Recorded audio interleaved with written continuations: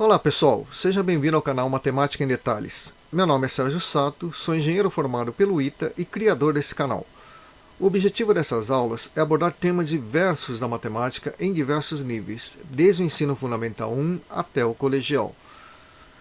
Com isso, espero sinceramente poder ajudar vocês a elevar o nível de conhecimento dessa matéria tão fascinante.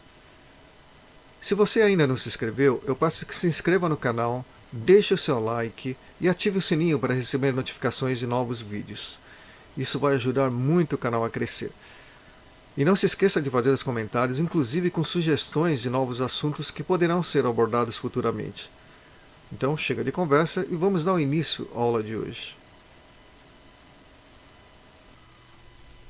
Bom pessoal, na aula de hoje nós vamos abordar a progressão geométrica. Em vídeos anteriores nós falamos de progressão aritmética, demos uma repassada geral e o objetivo desses vídeos é fazer uma revisão para o vestibular.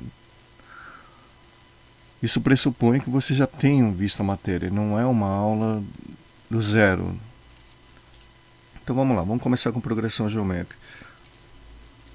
A definição da progressão geométrica é dada aí conforme você vê no quadro. Ela é definida por um primeiro termo, 1 a 1, né? É muito análogo à nossa definição de progressão aritmética, né?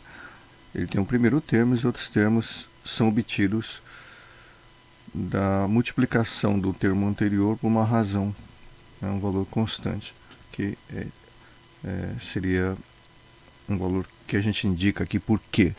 É muito importante aqui a gente observar que essa segunda parte da definição ela vale só para n maior ou igual a 2 ou n maior que 1, tá? Ou seja, a partir de 2. Para inteiro menor que 1, menor que 2, o que vai acontecer? Se você colocar o 1 aqui nessa fórmula, nós teríamos A1 é igual a A0 vezes o que? O A0 não está definido, porque o primeiro termo é o A1. Ok? Não existe termo anterior ao A1. Ok? Então, alguns exemplos aí de progressão geométrica. É o 1, 2, 4, 8, né? É uma PG infinita aqui. Os três pontinhos indicam isso. Em que o primeiro termo é o A1. A razão é 2. Você pode ver que cada termo aqui é obtido pela multiplicação do anterior pelo 2. Né? Então, a razão é 2. Né? É isso exatamente que está aqui, né? Veja que isso aqui é a definição, né? E da definição, especificamente para esse caso, a gente conclui que qualquer termo, né, a partir do segundo, pode ser obtido do anterior vezes o 2, ok? Um outro exemplo embaixo, muito parecido, né? 8, 4, 2, 1 meio e 1 quarto. Diferentemente desse primeiro exemplo, essa PG aqui, ela é finita. Essa aqui é infinita. Tá? Essa aqui é finita, tem 6 termos. Tá? O 8, 4, 2, o 1, o meio e 1 quarto. Nesse caso aqui, o primeiro termo é 8, né? Claramente fácil de identificar. A razão é meio. Por que meio? Porque cada termo aqui é obtido do anterior multiplicado por meio. Meio é a razão. Vocês podem fazer essa conta aqui, né? Você pega qualquer termo, por exemplo, o 2. O 2 é obtido a partir do anterior dele, que é o 4, vezes o meio, que é o que está aqui, né? Exatamente o que está aqui. A razão, a progressão geométrica também pode ser classificada como crescente, decrescente, constante, estacionária e alternante. Né? São essas cinco classificações possíveis, né?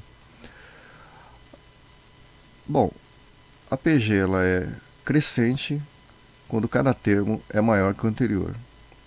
Tá? Veja esse exemplo aqui. Né? Ou esse exemplo aqui. Tá? Repare que o 2 ele é maior que 1, o 4 maior que 2 e assim sucessivamente. Aqui é a mesma coisa. Né? O 1 16 avos é maior que o 1 32 avos. 1/8 maior que 1/16, e assim sucessivamente. Repare bem que a PG ela é crescente se acontecer isso, ou seja, todos os termos são positivos e a razão é maior que 1, é o caso aqui, a razão é 2, né, e aqui a razão também é 2, né, os dois casos. Veja que os termos são positivos, todos eles, e a razão vai crescendo. E os termos da PA vão crescendo, ok? Também é possível você obter uma progressão geométrica crescente quando os termos são todos negativos e a razão ela está compreendida entre 0 e 1, ou seja, ela é positiva ainda, só que ela é menor que 1. É esse caso aqui, repare bem que é tudo negativo, menos 8, menos 4, menos 2, menos 1, ela é crescente, né? Claro, menos 4 é maior que menos 8, menos 2 maior que menos 4 e assim sucessivamente. Tá? Ou seja, todos os termos são negativos e a razão, nesses casos aqui, são meio. Okay?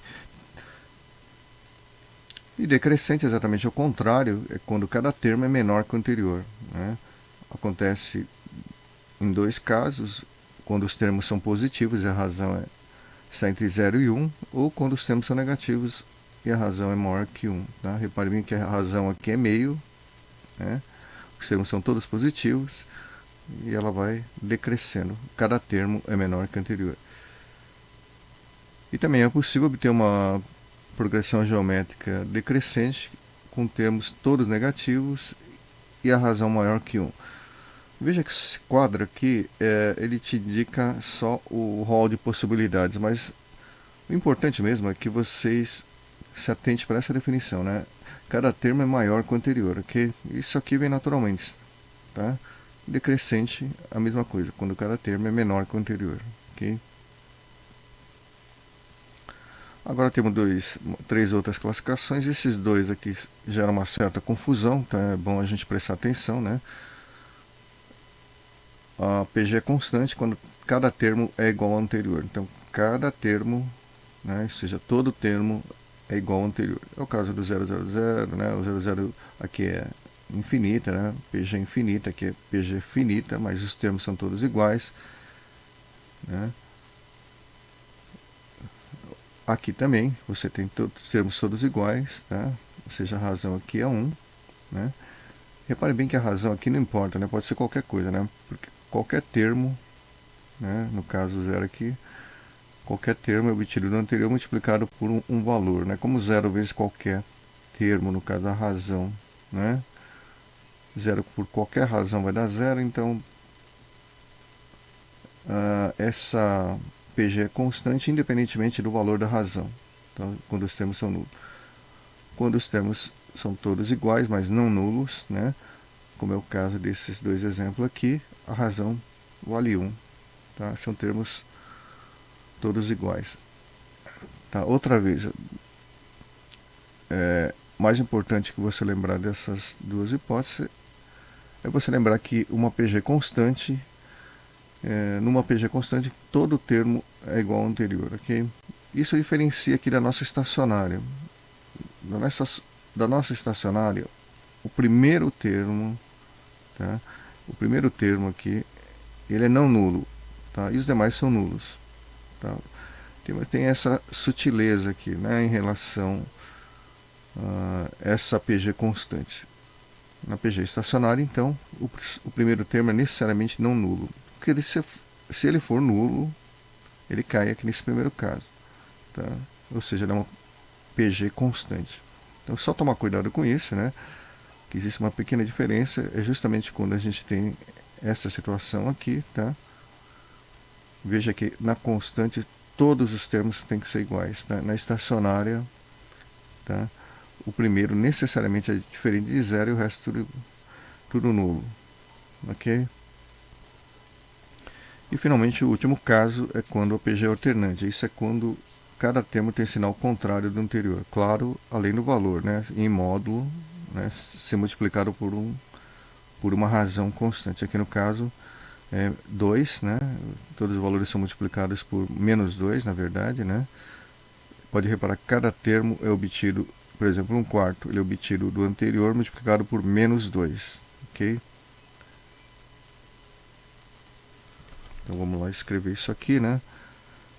Aqui a razão, o Q nosso, ele é menos 2, né? Então cada termo é obtido do anterior multiplicado por menos 2. Né? Então, por exemplo, o menos meio, se você multiplicar por menos 2, sinal que se cancela, né? 2 vezes menos meio vai dar 1, exatamente o termo que vem depois. Ok? Aqui é a mesma coisa, aqui a razão é menos 3, né? Pode reparar que cada termo, por exemplo, 27, ele é obtido do anterior, menos 9 vezes menos 3, ou seja, dá 27, ok? E finalmente a última coisa teórica que nós vamos ver aqui, a gente vai partir para alguns exercícios, é uma propriedade muito interessante dos termos de uma PG, em que ele diz que qualquer termo, se você pega um termo aqui bem no meião da... meião não, lá no, né, no meio, não necessariamente na metade, não nesse sentido, mas um termo qualquer lá na PG, né, e dois termos equidistantes, reparem bem que esse menos K aqui, né, e esse mais K indica que eles são equidistantes, ou seja, daqui até aqui tem o mesmo número de termos que daqui até aqui, né, então, tem K termos, né? São K termos aqui e K termos aqui. Ok? Então, se você pegar esses três termos nessa situação, o termo do meio, no meio em relação a esses dois K mais um termos, né? O termo do meio, o AN, né? Ele é a média geométrica desses termos aqui distantes. Então, se a gente tiver, por exemplo, uma sequência de uma PG com A1, o A2, o A3, o A4, o A5, por exemplo, né? Então, o A4, por exemplo, é a média geométrica desses termos, ele está equidistante de A3 e A5. E o A3, ele é a média geométrica tanto do A2 e A4 como do A1 e A5, ok? É exatamente isso que diz a nossa forma. Reparem bem que nosso exemplo aqui, você pega qualquer termo, digamos 64, pode fazer a média geométrica dele, de 32 e 128, vai dar exatamente 64, né? Ele é também, o 64, ele é a média geométrica desse e desse, 256, são equidistantes. Por que equidistantes? Olha, repara bem, segundo termo para a direita, segundo termo para a direita. Então, 16 e 256 são equidistantes, tá? Então, o 64, equidistante de quem? Do 64. O 64, ele é média geométrica desses dois termos. Também é média geométrica desses dois termos, também estão equidistantes, né? E assim vai. Bom, visto isso, né, uma pequena revisão, né, a gente vai começar com alguns exercícios para a gente fixar essa parte teórica. O enunciado aqui do nosso problema diz que esses três termos aqui dessa sequência aqui é uma PG, tá? E ele quer que determine o quarto termo da sequência.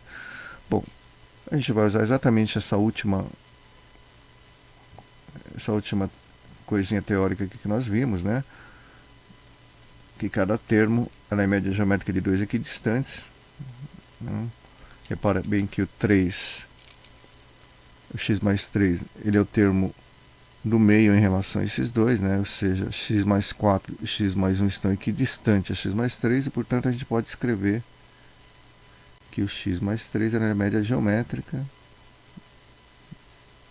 de x mais 1 vezes x mais 4, ok? Desenvolvendo rapidinho isso aqui, né? Isso aqui é x quadrado mais 6x mais 9. Isso é igual a x quadrado mais 5x mais 4. Ok? Esses vão cancelando. você chega à conclusão que x é igual a menos 5, ok?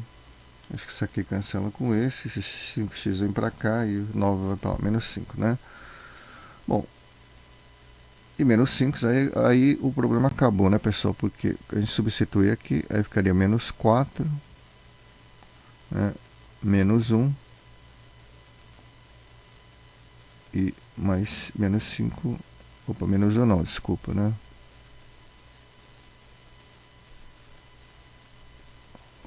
Vamos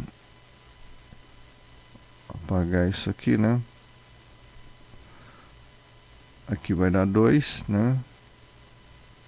E aqui vai dar menos 1, tá?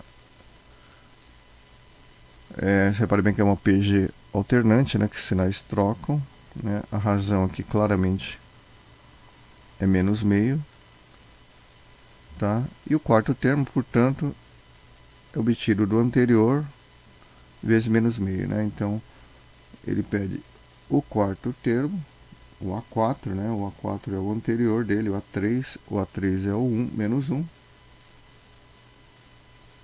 vezes a razão, que é menos meio. Isso aí dá meio. Isso aqui vai dar meio, né? O segundo exercício aqui, ele é um exercício que já caiu no vestibular, né? Ele pede o número de termos, ele afirma, né, que o número de termos de uma PG é ímpar, né? O termo médio dele é A, e ele quer saber o que acontece, né, dentre essas situações, quais acontecem, né? E ele quer saber o que acontece com o produto dos extremos, né, em cada uma dessas situações aqui, ok? Bom, a gente sabe que qualquer termo, né, que a gente pegar numa PG, ele é média geométrica de dois termos equidistantes, né? A gente representava por isso aqui, né? Opa, que é menos, né? Vezes o A mais K, né? Isso aqui representa exatamente o que a gente viu lá em cima.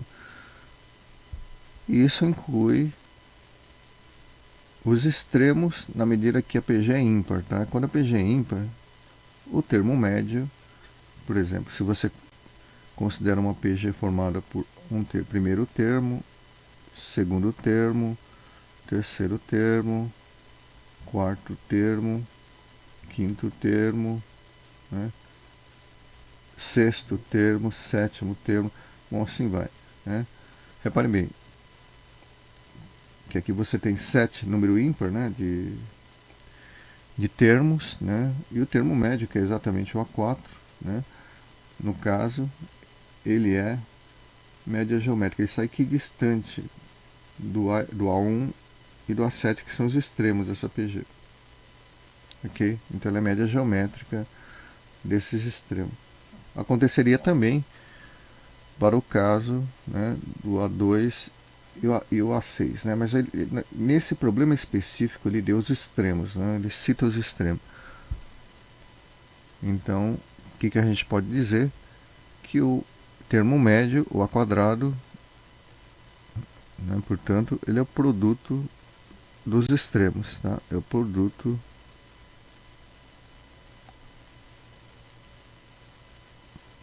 dos extremos, ok?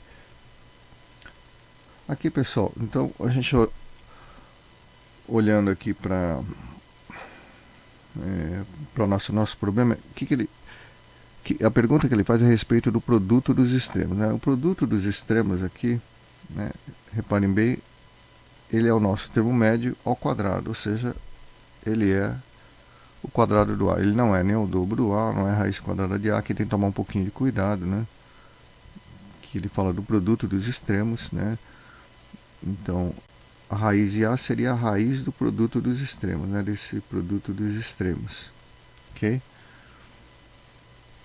Mas não é isso que ele perguntou o produto dos extremos. O produto dos extremos é o quadrado do termo médio, que no caso é A, ok? por isso a nossa alternativa correta aqui é a A. Finalmente aqui nós vamos para mais uma pequena parte teórica, na verdade é uma anotação, né? Essas 4 coisas que você precisa saber na aula de hoje. Essas anotações são muito úteis, né, para PG, aí a gente vai aplicar imediatamente. Veja que no primeiro exercício aqui ele diz que o produto dos 3 primeiros termos de uma PG ele é 125. Ele quer calcular o segundo termo, né? Então vamos aqui dar um espacinho para a gente começar a resolver.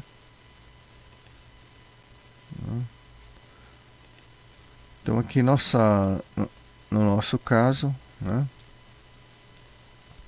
a gente indicando por x, né, xq quadrado, os 3 primeiros termos da nossa PG, ou então a gente pode usar esse termo aqui, né? A vantagem disso aqui, pessoal, é que quando você multiplica, e ele fala em produto, né, o que some, né? Então, se a gente usar essa notação ali, x é o segundo termo, xq é o terceiro termo, né? Repara bem que ao multiplicar, esse q aqui vai sumir, certo? E a gente fica só com x ao cubo. Esse x ao cubo, ele falou que é 125. O problema dá que é 125. Então é claro, daqui a gente acha que x é igual a 5. Tá? Ele quer calcular o segundo termo. Bom, o segundo termo é exatamente o termo médio, né? O x. Veja que nem precisa da razão. Então o termo médio, o segundo termo ali é 5. Okay? Aqui mostra a utilidade dessa notação. Se a gente tivesse usado essa notação aqui, também a gente conseguiria resolver o problema, né? Eu ficaria x vezes xq vezes xq ao quadrado, tá? Nós chegaríamos que isso aqui é xq elevado ao cubo, né? Isso aqui é 125, tá? E portanto xq é igual a 5. Repare bem que nos dois casos, o xq é o termo médio por acaso, né? Aqui nesse segundo aqui, nosso caso, o xq é o termo médio, é o segundo termo, a resposta seria a mesma, ok? Esse último exercício aqui, ele diz que a soma dos 3 primeiros termos de uma PG é 62, ele quer calcular o terceiro termo, sabendo que o primeiro termo é 2. Então, outra vez, a gente vai usar aquela notação. Os 3 termos da nossa PG serão esses aqui, né? Xq quadrado.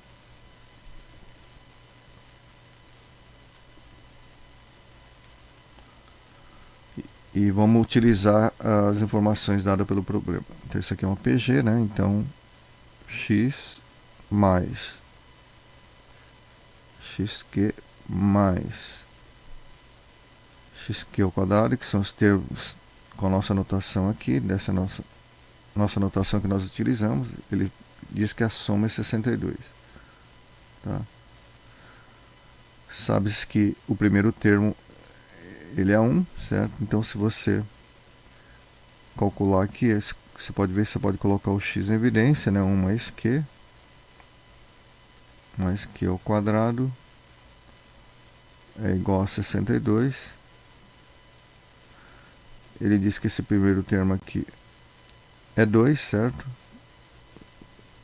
Passando para lá, você chega aqui 1 mais q ao quadrado é igual a 31, né?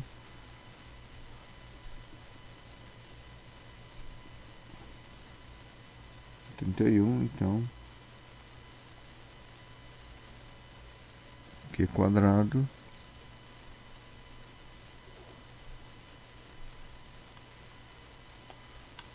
a gente vai resolver agora essa pequena equação, q quadrado mais q menos 30 igual a zero, né? Aqui por tentativa e erro, nós já ensinamos isso para vocês, né, em outro vídeo, como se faz rapidamente isso, né. A gente multiplica em cruz aqui, né,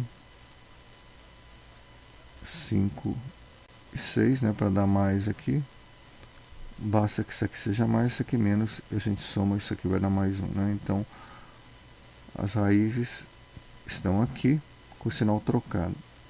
Então vai dar x igual a que, né, pessoal? X não, né? Vai dar q igual a menos 5, ou q igual a mais 5, né? Ou q igual a menos 6, ok? Então nós temos aí duas respostas, né? Ambos satisfazem a equação. Ele pede calcular o terceiro termo, xq ao quadrado, né? Xq ao quadrado, x é dado, né? Que é o primeiro termo. Então x igual a 2, né? É o primeiro termo dado do problema. E o q pode ser um desses dois aqui, tá certo? Então o terceiro termo essas duas situações, o terceiro termo seria xq quadrado. É só fazer a conta, né? 2 vezes 5 ao quadrado ou 2 vezes menos 6 ao quadrado. Tá? Então, veja que nós teríamos a seguinte possibilidade, né? Com esses dois resultados, com essas duas razões que nós obtivemos, nós poderíamos ter, olhando aqui a sequência x, no caso é 2, né, o primeiro termo. Se a gente utilizar essa razão mais 5, seria 10. Né, e a terceira possibilidade aqui seria 50. Tá? Essa seria uma possibilidade. A segunda possibilidade seria 2, que é o x, né, o primeiro termo é dado. Usando essa razão aqui seria menos 12. Tá? E aqui 72. Essa aqui é uma PG alternante, tá? Ok? Essa aqui é uma PG crescente. Tá? As duas respostas seriam possíveis. Bom, por hoje, pessoal, é só, né?